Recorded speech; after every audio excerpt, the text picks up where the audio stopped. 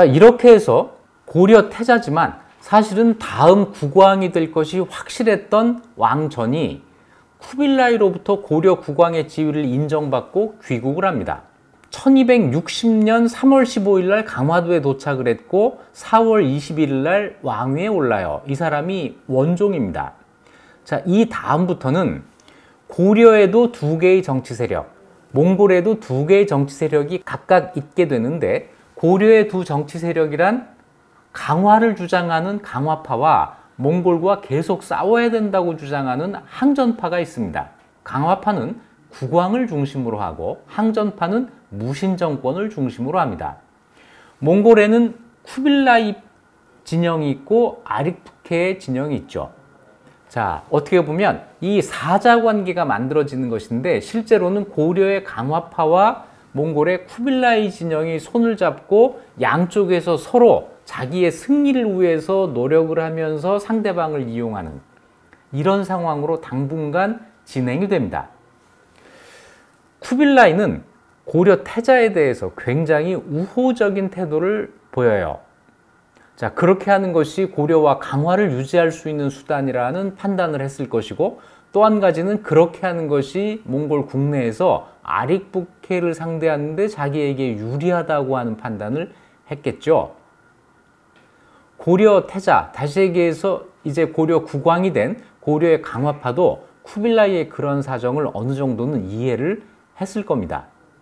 누가 뭐래도 외교 천재 고려 아닙니까? 태자가 귀국한 다음에 왕이 되어서 곧바로 쿠빌라이에게 몇 가지 요구를 했던 것으로 보입니다. 이 사실은 무엇을 요구했다는 기록으로 남아있지 않고 고려가 요구한 것을 모두 들어준다라고 하는 몽골 쪽 기록에 남아있습니다. 1260년 6월의 일인데요. 이때 몽골에서 국서가 도착합니다. 이 국서의 내용은 고려가 요구한 것을 모두 들어주겠다 하면서 그 6가지를 나열을 해놔요. 그 6가지 굉장히 중요합니다. 앞으로 고려와 몽골의 관계가 어떻게 전개될 것인가를 보여주는 아주 굉장히 중요한, 사실상 출발점이 되는 내용인데요. 6가지를 한번 살펴보겠습니다.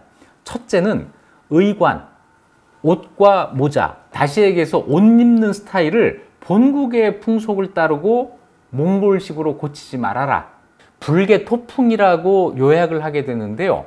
토풍을 불개, 고치지 않는다라는 겁니다. 다시 얘기해서 고려 사람들이 몽골 풍속을 하게 하지 않겠다. 고려 풍속을 그냥 유지하게 하겠다라는 내용입니다. 둘째는 앞으로 사신은 몽골 조정에서만 파견하고 사적으로 또는 지방 세력이 또는 어떤 군대가 개별적으로 보내는 사신은 모두 금지하겠다. 뭐냐면 외교 창구를 단일화하겠다라는 이야기예요. 세 번째, 개경으로 돌아오는 일, 강화도에서 나와서 출륙 환도하는 일은 힘을 헤아려서 해라. 다시 얘기해서 나는 재촉하지 않겠다라는 약속이죠. 네 번째, 고려에 주둔하고 있는 몽골 군대를 이해 가을까지 모두 압록강 밖으로 철수하겠다. 다섯 번째, 지금 고려에 가 있는 다루가치를 소환하겠다. 이 다루가치는 왜 있는 거냐면, 태자가 몽골에서 돌아올 때 이 태자의 신변을 보호해 주기 위해서 다루가치가 따라왔거든요. 그런데 안 돌아가고 고려에 그냥 있었는데 이 다루가치를 불러들이겠다라는 이야기입니다. 마지막으로 지금까지 몽골에 의탁한 사람들, 다시 얘기해서 전쟁 중에 고려를 배신하고 몽골에 항복한 사람들의 처리 문제인데, 이 사람들을 앞으로는 허락하지 않겠다. 다시 얘기해서 지금까지 전쟁 중에 몽골에 항복한 사람들은 어쩔 수가 없고 앞으로는 이런 사람들을 받아들이지 않겠다라는 약속을 한 겁니다. 그런데 이 사료를 읽을 때 아주 주의할 점이 있습니다. 뭐냐면 쿠빌라이가 먼저 이런 이야기를 한 게 아니고 고려가 이 6가지를 요구했고 그것을 쿠빌라이가 들어준 것이라는 것이죠. 그러면 거꾸로 고려가 뭘 요구했는지 읽을 수가 있죠. 첫째, 불개토풍을 먼저 요구를 한 겁니다. 둘째, 사시는 조정에서만 보내라. 이것도 고려가 요구한 거고, 개경환도를 재촉하지 말아라. 또 고려에 주둔하고 있는 몽골군 전부 철수해라. 다루같이 소환해라. 그리고 지금까지 몽골에 항복한 사람들 전부 고려로 돌려보내라. 이게 고려가 요구한 내용일 거예요. 이 요구를 대부분 다 받아들인 거죠. 대부분 다 받아들였다고 하는 것은 고려의 협상이 굉장히 큰 성공을 거두었다. 이렇게 평가할 수 있는 대목이죠. 이 가운데 불개토풍은 굉장히 중요한 의미를 갖는 것으로 생각이 되는데요. 여기에 대해서 단지 고려의 문화를 보존해 주겠다는 약속이다. 이렇게 해석을 하거나, 더 나아가서는 고려에 대해서만 그런 게 아니고 몽골은 원래 그랬다. 몽골은 그 넓은 영토를 확보하면서 자기들이 점령한 지역의 문화를 모두 다 인정을 했다. 몽골의 풍속을 강요한 적이 없다. 이런 걸 본속법주의 이렇게 이름을 붙이는데, 이건 단지 몽골의 본속법주의에 따른 것이지 고려에 대한 특혜가 아니다. 고려의 외교적인 성과가 아니다라고 해석을 하기도 합니다. 조금 더 나가서 일부에서는 이런 말도 한다고 해요. 한국사 연구자 중에 이것이 고려에만 주어진 특혜라고 말하는 이런 사람이 있다는 거죠. 그렇게 이야기를 하는 사람이 아마 있는 것 같은데, 그들이 이야기하는 그 한국사 연구자가 바로 제가 아닌가 하는 생각이 들어요. 그런데 저는 어디서도 고려만 그랬다고 이야기한 적이 없습니다. 몽골의 본속법주의가 있어서 그게 여러 지역에서 적용이 됐고 고려에서도 적용이 됐다면 그거는 충분히 있을 수 있는 이야기죠. 저는 이것이 고려만의 특혜라고 생각하지 않습니다. 중요한 것은 고려도 그랬다고 하는 것이죠. 자, 그런데 이 사료를 읽을 때 주의할 점이 있다고 말씀드렸잖아요. 이거는 몽골이 먼저 우리는 본속법주의를 택하고 있으니 너희가 불개토풍해라 이렇게 이야기한 게 아니고, 고려에서 먼저 우리의 풍속을 고치지 말아달라고 요구를 했다고 하는 거예요. 이걸 몽골이 받아들인 거죠. 그렇다면 몽골의 본속법주의는 고려의 요구를 몽골이 어떻게 해서 받아들였는가를 설명하는 단서가 되기는 하지만, 고려가 왜 그걸 요구했는가를 설명하지는 못하는 것이죠. 고려는 왜 그걸 요구를 했을까요? 이거는 고려의 입장에서 설명을 해야 됩니다. 고려는 풍속만을 생각한 게 아니에요. 그 풍속이 유지되는 공간으로서의 국가를 생각하고 있는 거죠. 그래서 풍속을 보존한다, 문화를 보존한다라고 하는 이야기가 곧바로 국가를 유지한다라는 것과 같은 말이 된다는 겁니다. 그런 사례들이 고려 쪽에는 있어요. 당장 원종의 이 외교적 성과를 한 세대 뒤에 고려 사람들이 평가를 하는데 이렇게 이야기를 합니다. 옛 풍속을 고치지 않음으로써 종묘사직을 보존했다. 종묘사직을 보존한다고 하는 것이 바로 국가의 유지거든요. 어떻게 함으로써? 풍속을 고치지 않음으로써. 풍속을 고치지 않은 것이 종묘사직을 보존한 하나의 수단이라고 평가를 하고 있는 거잖아요. 이 문장은 이렇게밖에 해석이 되지를 않습니다. 그 뒤에 고려 말에 고려가 원과의 관계를 끊고 명과 새로운 책봉조공 관계를 맺을 때에도 명으로부터 이런 약속을 받아내요. 의례와 제도, 의복은 본속을 따른다. 명과 책봉조공 관계를 맺으면서 의례와 제도, 의복, 이건 본속을 따른다. 불개토풍을 약속받고 책봉조공 관계를 맺은 거죠. 조선시대로 들어가면 이런 사례 많습니다.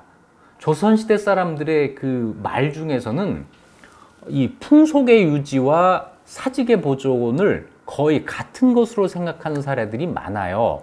하나 예를 들어보면 1455년 세조 1년에 양성제라는 사람의 상소가 있는데 이렇게 말을 합니다. 의례는 본속을 따라야 합니다. 본래 풍속, 토풍을 따라야 된다는 이야기예요.